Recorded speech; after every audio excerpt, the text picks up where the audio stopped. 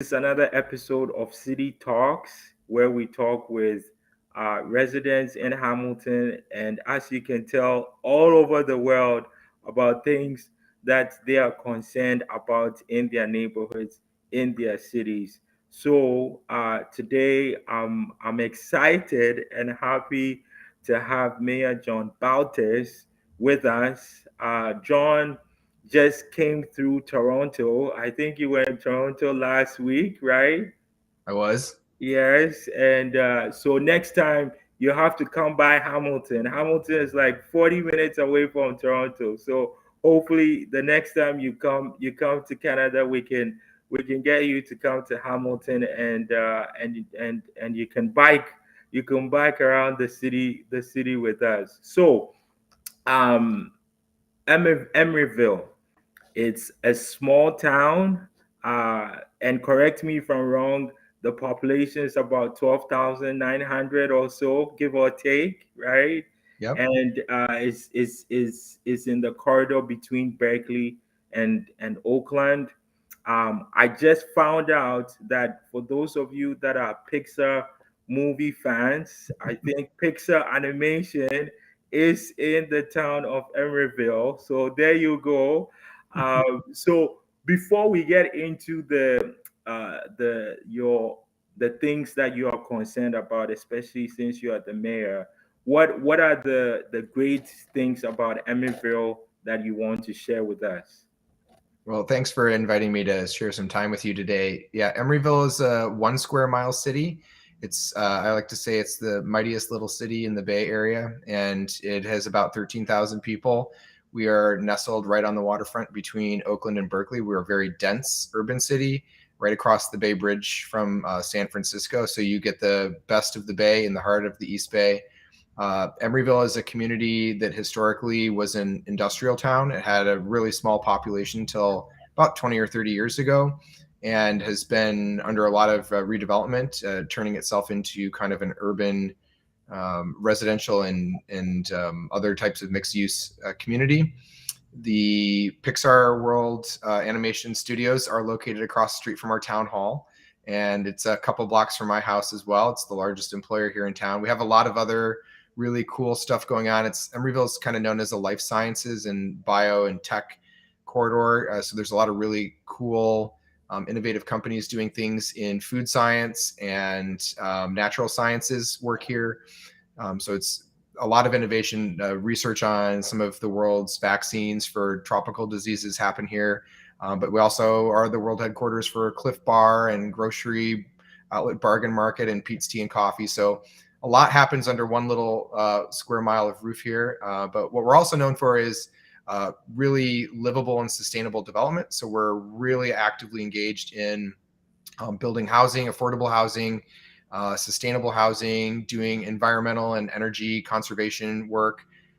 We have the Bay Area's largest estuary is along the Emeryville shoreline, and we're really engaged on our active transportation and our transit plans, trying to modernize modal choices for people so that people can choose better, greener, and more sustainable ways of moving throughout our community.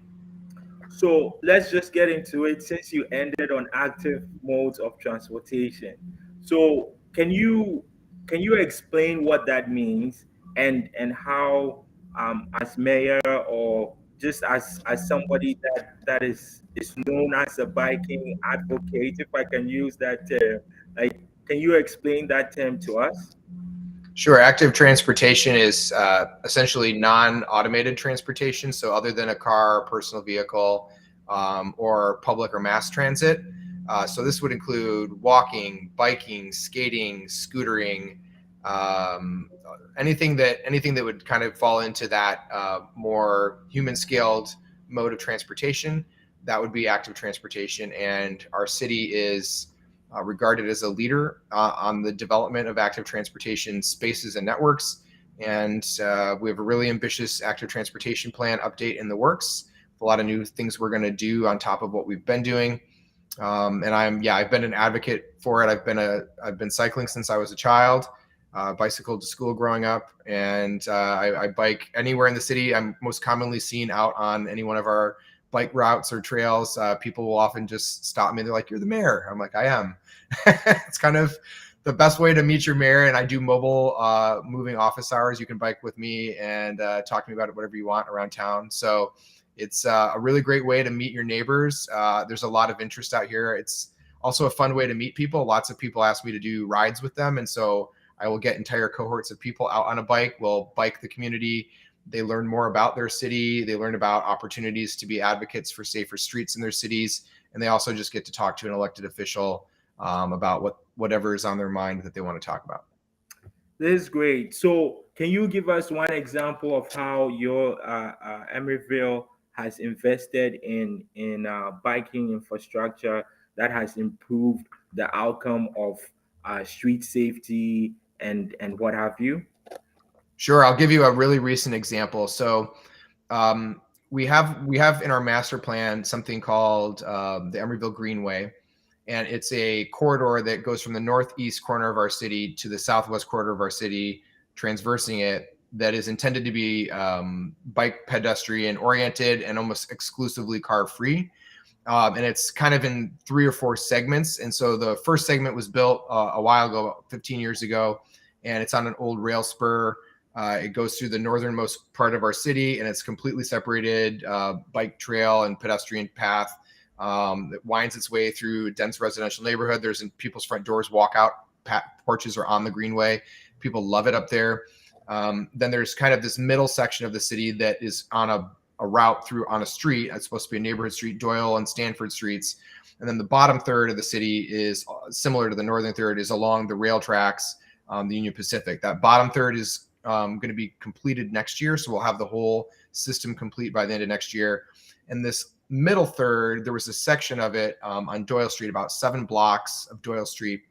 It runs north-south, and it's between 2 other streets, Hollis and San Pablo Avenues, which are real big, like transit and car thoroughfares, and they have lights on them and everything. And Doyle is more of a neighborhood street. It goes by a school, it goes by a childcare center, it goes by a playground as well as a park.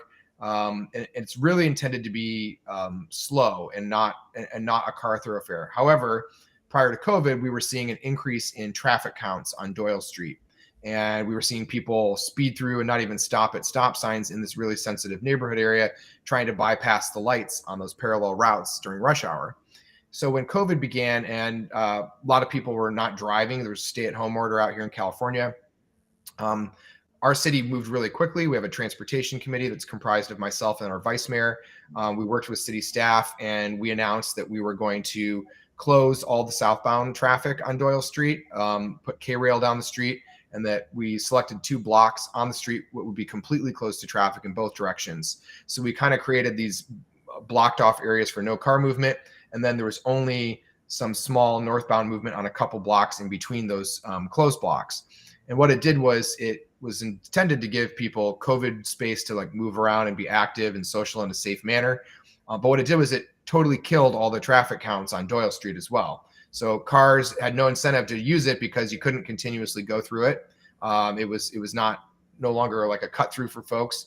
And people used that time in COVID where they weren't going home. They came back to the system differently, right? So while we were in that first year of COVID, we applied for a grant to the county to make that project permanent. And we came out and put permanent infrastructure in place. So now all of those things we did temporarily are permanent. Those blocks are closed permanently. The southbound traffic and parking lanes are gone permanently. They're all open space. And what we got as feedback was residents telling us that they've taught their children how to bicycle in those closed blocks. There are Sunday morning yoga classes out there. I've seen soccer matches out in the street. And I even had a father tell me that he bikes his children to the daycare now. And one day the mother was going to take the kids, and the kids said, well, we want to go on the bike. And she said, well, it's not safe. We go in the car because it's not safe to be in the bike. And they said, oh no, Dad takes us in the bike all the time. So the whole family went together on bikes. And now regardless of which parent takes the kids to daycare, they all go by bicycle. And so what we're hearing from residents is that they love it. It's created better air quality in that neighborhood. It's quieter in that neighborhood. And we don't get complaints about cars running stop signs anymore through there. So we've immensely enhanced the safety of this residential neighborhood, and also given people an active transit route that connects them from the Greenway rail spur pieces to a big city park and a playground, so that kids can move safely with their parents or their friends through our city without being worried about cars. This is a perfect example of how we create livable cities by just doing just one thing, right? Mm-hmm. And it enhances numerous benefits and outcomes for the city in general. And I appreciate that example. Um, the other thing I wanted to ask you is, you mentioned that you had to apply for a grant from the county. What other ways is Emeryville? Um, how do you get revenue to create some of this infrastructure that you are noticing that is beneficial to the city? Yeah, great question. So in California, we have, as counties, there's 58 counties here. Alameda County, where we're located, is what's called a self-help county. So voters since 1986 have approved a countywide ballot measure to fund transportation projects. It was previously called Measure B in 1986 and 2000, and then in 2014 it was called Measure BB. So every 14 years, voters have reauthorized a sales tax. There's a 1 cent sales tax across the county on all sales items. And that money creates just under $400 million of revenue a year across the county that goes to the Alameda County Transportation Commission. Every city has one representative on that commission. All 5 county supervisors, as well as the 2 transit agencies in the county, have seats on it. So there's 22 members on our board. I am the chair of the commission this year, and we essentially fund, plan, and deliver transportation projects, and we do that in several ways. So we collect our Measure BB money. We also have a vehicle licensing and registration tax that we collect some money from, and then there's a couple other gas tax and other smaller county taxes, that a portion of which go into this fund. With it, we have a set of projects that the voters have approved countywide that get funding, kind of like their seed funding from some of these funds, and then we apply to the state or the federal government for matching grants to help build these larger, bigger infrastructure projects. But then cities can also, every 2 years, submit projects locally that they want to fund in the county or in the city that the county will contribute to. And there's usually a match requirement. Usually the county can pay up to 70% of the funds, and the city has to match 30% of it. The 3 smallest cities in the county, including mine, are exempt from the match requirement. So the county will pay 100% of a project that's approved by our city. So we just actually submit, June 15th was our deadline. We submit our next round of 5 priority projects to the next set of goodies I want to bring to the city. We submit them off to the county, and the staff will review all 14 cities' applications. And then there will be a set of recommendations that come out in September, October timeline, and the commission will vote which projects it wants to fund with the next batch of money. And then those cities will get the money and they can go ahead and construct their project. So the voters in the county have always trusted us. We always have over a 72% approval rating for these ballot measures we run to tax. And voters see that we deliver these projects and they've enhanced livability.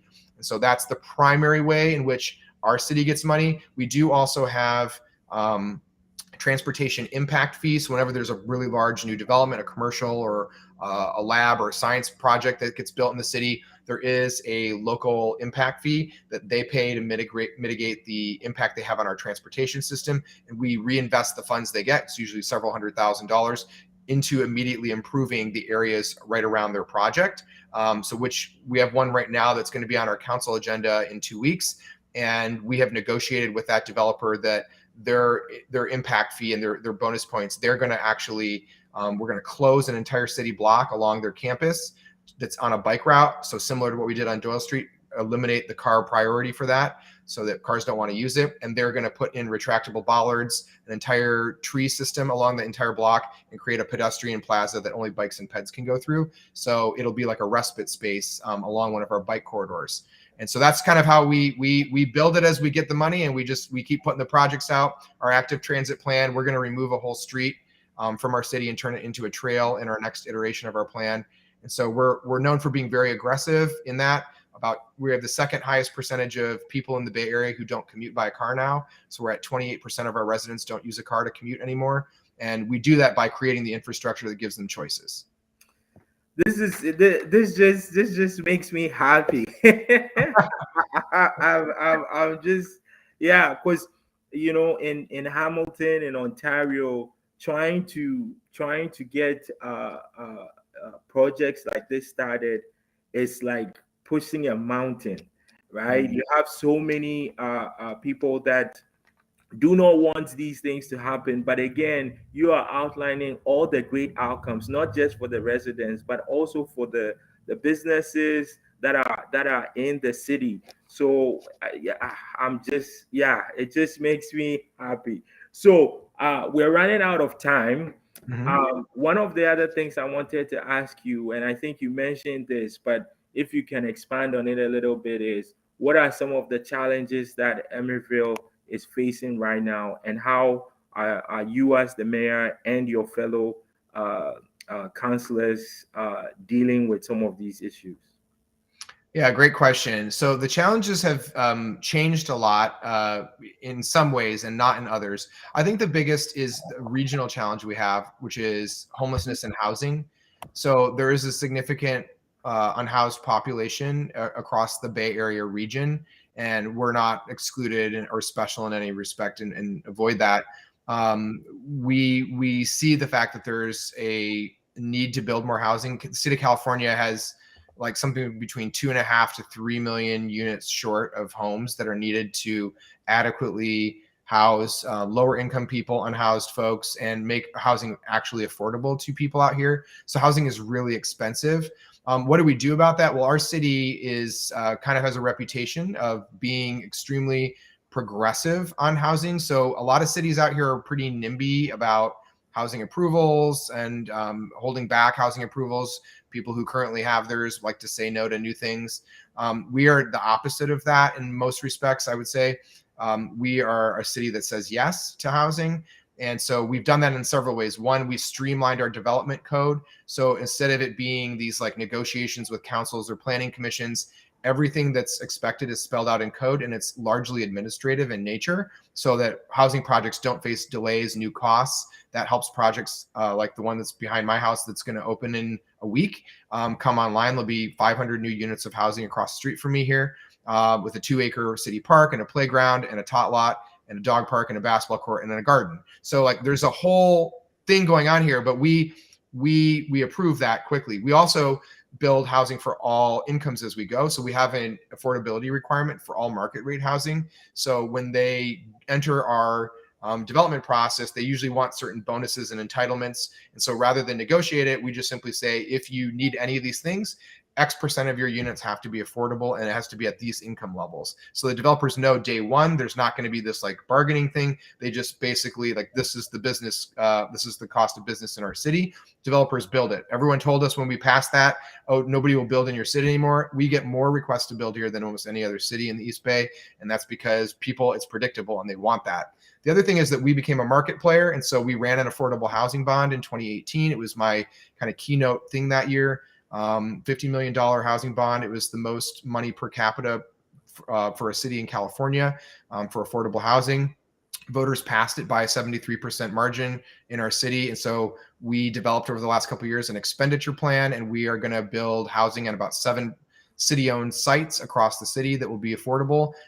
We have one that's permanent supportive housing for the homeless. We'll have about 90 units there. We'll have a soup kitchen on the first floor. We will have one that's intergenerational.